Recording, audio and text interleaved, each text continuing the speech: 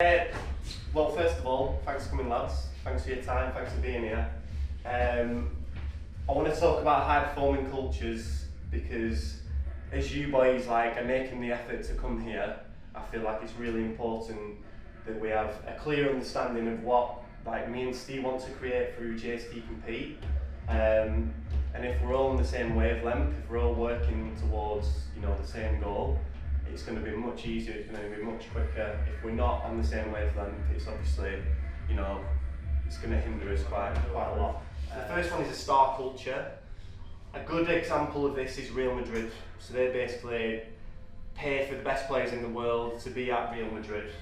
And they buy people, on status, how good they are. They give people the most money, they have the best facilities. And they get all these people together and they kind of wait for something special to happen. What we want to create is a commitment culture, okay? So this is where us as a group of people, we have a clear sense of purpose, we know why we're here and why we want to do it, but also there's a clear set of behaviours as well, okay? As people, we want you to be as well-rounded as possible, and we want, obviously, you to make things as easy as possible. Deal with emotions, especially you go into the last event and you've got to win the event to win the competition or to be on the podium. That's a lot of pressure, mate. Yeah. So you want to catch this moment where any thoughts that aren't helpful, you want to stop it right there, and then you need to start thinking about it logically. And we're looking for a solution. You want to do something to stop that from happening again. It's easier to go from red into blue and make that, so the more you can do that now when it gets to before competition, a couple of weeks leading up to competition, where you feel like you're on a little bit edge, a little bit more, and you struggle to maybe think logically a little bit. The more you can do that now, the more that when you get into that pre-competition or on competition floor, you'll be able to do that. So it's being aware of it in the in the settings, or when you go and train after this, where it's just stress-free, and being able to kind of dial it in then will help transfer when the pressure's on a bit higher. Yeah, comes in. So the last gold medal you actually won when his goal was actually filled with water as soon as you jumped in. Yeah. But you visualised that happening, so you could overcome it and got his fastest time ever. I think it was something mental like that. Yeah, it was. Like we said before, if you're not following them behaviours of being a humble person and respecting each other and taking that responsibility, you obviously you don't want to be in this environment. And the other great thing that I heard this morning was you can behave like a dickhead, but that doesn't mean you are a dickhead. So what I mean by that is that you can change the behaviour of being a dick. It doesn't mean you as a person are a dick. It could be that in that moment you are a dick and you can change that, and it's if I call you out Reece, it wasn't very nice, that. You can easily change that. Doesn't mean you as a person, are a dick. We don't want people being here just because they're good at CrossFit. We want people to be here because they're good at CrossFit and they're a good person and they can help everyone else around them. But there's more to life than just being good at exercise. At the end of the day, you've got to be a good person as well. David Shrunk, just day to day, he's very much just like that. Everything is just he's doing something, he does it properly. His clothes are folded nicely, clean, tidy, put away. Food's always cooked properly and the right amounts and washed up, cleaned up after himself. He's clean, he's hygienic, he's just all of that. He's back in action. It's been 4 months. Not been able to do a muscle up or pull up for 4 months. Are you doing it now? I'm going to do this. I probably won't be able to do the rope climbs, but I'll be able to do rope climbs. Everything else. Yeah, I just won't be able to legless. You're going to tell us a bit about what that presentation was about, Steve? Yeah, so obviously we was trying to get a group of decent athletes, decent people, decent coaches together on a more regular basis.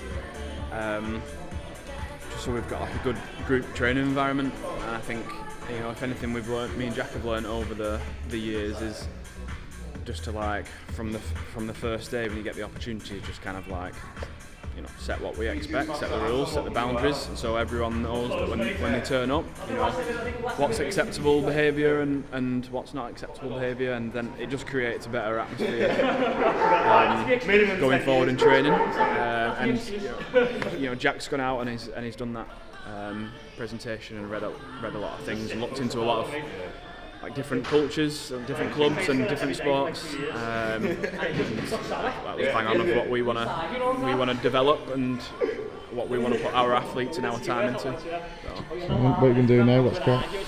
we're going to jump in Reece's gymnastics session. It's got a 15-minute EMOM, 1 length rope climb on the first minute, 8 strict and push-ups second minute, 15 toes to bar third minute, and then a bit of a rest, and then 2 rope climbs, 50 double unders, 30-metre handstand walk, 5 rounds, doing a round every 3 minutes. So just a bit of gymnastics volume. You know, Reece has been into some decent training recently, so it'll be good to see how he is compared with the other boys that have been coming down more frequently.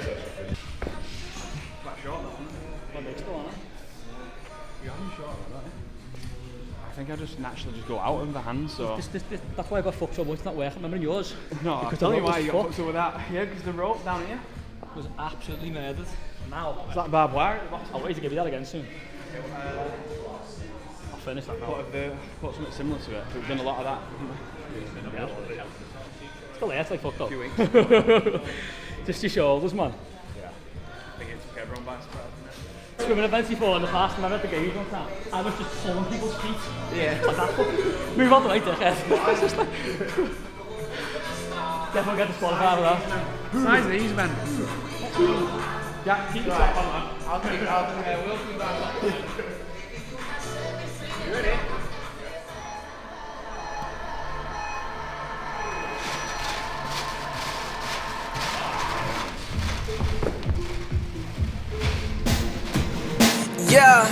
Yeah, I'm at the top of my game. It's only Christ to blame. We know the reason you came. Diamonds and dollars and chains. How about you? Sit back, I got this. Relax. Who said I changed up? Yeah, cause I said I'ma need racks. Got plans on the right path, do my dance. Cause I like that, it's no chance. Don't fight back, I am. Got my back. I don't need gold, I've been rich. I don't need gold, I've been rich. I don't need gold, I've been rich. I've been rich, I've been rich. Look at the track, I've been running that. Hit up the squad and we run it back. Move with the ball like a running back. Ain't gotta ask where my brothers at. I don't need gold, I've been rich. I don't need gold, I've been rich. I don't need gold, I've been rich. I've been rich, I've been rich.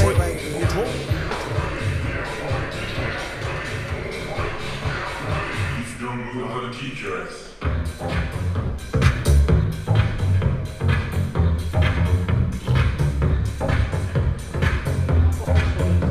So long now. To get better, you have to put more volume in because doing low volume doesn't stress me whatsoever, so I don't get adaptation from it. It's just going to either up the skill level or up the volume. Ruthless. I'm Ed Cook and I come from Northampton. How old are you? I'm 17 years old. Fucking jeez! Look at this. Did you do anything before CrossFit? I played rugby club level and trialled for county teams, but then was unsuccessful due to getting 2 concussions in 1 season. So it was due to there's like new head case laws and you can't carry on. Yeah. Go to school 3 days a week, going up to 5 days a week next year, and studying A-level chemistry, biology, and PE. Some people will always be. And what's your intentions after that? Or is your intentions just to be a CrossFit athlete instead? If it was up to just me, I'd come and train here all the time. But I'd like to go to uni, and I think I'm going to study biomedical science, which will be good. Yeah. Time between Coventry and Edgehill uni. I guess like just kind of how you did in the Open last year, this year, like what you've done comp-wise, that sort of stuff. Like just I feel like soon as people hear the accent, they're like team straight away. stuff you've done up to now. It's just So last year I did the Open and then qualified for the AGO Q that the first time you've done it? Yeah, that was my first year. Second year in the Open. First time qualifying for the AGOQ, and I came 170 odd, which was good for the time. I clean and jerked 100 for the first time, so it's a memorable one for me. And then the past year, obviously COVID happened, and I just trained out of my garage for just the whole year. Started.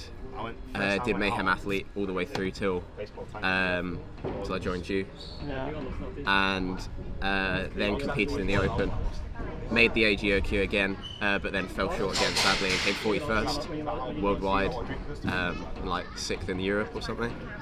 How many qualify? Top 20. Top 20. So nearly there. Yeah, there. Next year. But yeah. You can stick to those stats for next year, you were saying, didn't you? 'Cause that's another. What was the first year? 178, I think. Exactly. Well, you made 130, 140 places, so. Yeah, but training here, you're always going to progress like that. Yeah, 100%. Reece, trying to keep up with him, Reece and Philroy. Between all of them, they've all got their own strength. So well, you've not tried you've not tried keeping up with me yet, pal. So that's it. I know. Yet to find your strength. I know. I'd shave my head. Mate, I'm sticking to that. You are the image. Yeah, oh my god. There's worse nicknames, isn't there? There's worse nicknames. I've got to blow dry my hair now. I'm just like, towel, boom, straight over. Towel straight over, I'm chilling. Sometimes I've done well, man. I'm like, if it's not like most of the songs are bangers. I remember you had hair, Jack. Jack used to have beaver hair as well. If you ever win money at a competition, I'm going to pay for a hair transplant for you. That's the first thing I'm going to do. I am. People have asked me about this. They said, would you get a hair transplant? I'm like, I'm not bothered about the hair. Live with it, man. That's what you I paid for it for you. Nah, I'm not that fussed. I'd rather you spend that money on. Yeah. Mate, you reject it for me. Do you know Fraser used to shave his head off, didn't he? Have you seen why he did it? Yeah, One less decision he needs to make. And to be fair, it's who's that? Matt Fraser. Matt Fraser. He said it's just one less decision when it's competition floor, like that he has to make about it. Spending like probably 2 hours getting your hair cut every 2 weeks. Yeah, it's just like. And then if your missus can do all you can do, go boom straight over. 10 minutes, and you can do it whenever you want. Type 10 at night, 10 in the morning. Was it Steve Jobs that literally just had all the shirts that were the same, all the blazers that were the same, all the pants that were the same, so he's literally just wears the same thing every day, so he doesn't have to think about it. A little bit of shirts every day, boom. Not even a minute. Flip out, boom, I'm ready to go. Basically, what I need is 10 pairs of black shorts, 10 black t-shirts, and black shoes, and I'm good. What do you need? Me? Yeah? Because what? What you want to wear? What do you need? I'm actually not even listening to you that much. I'm just making.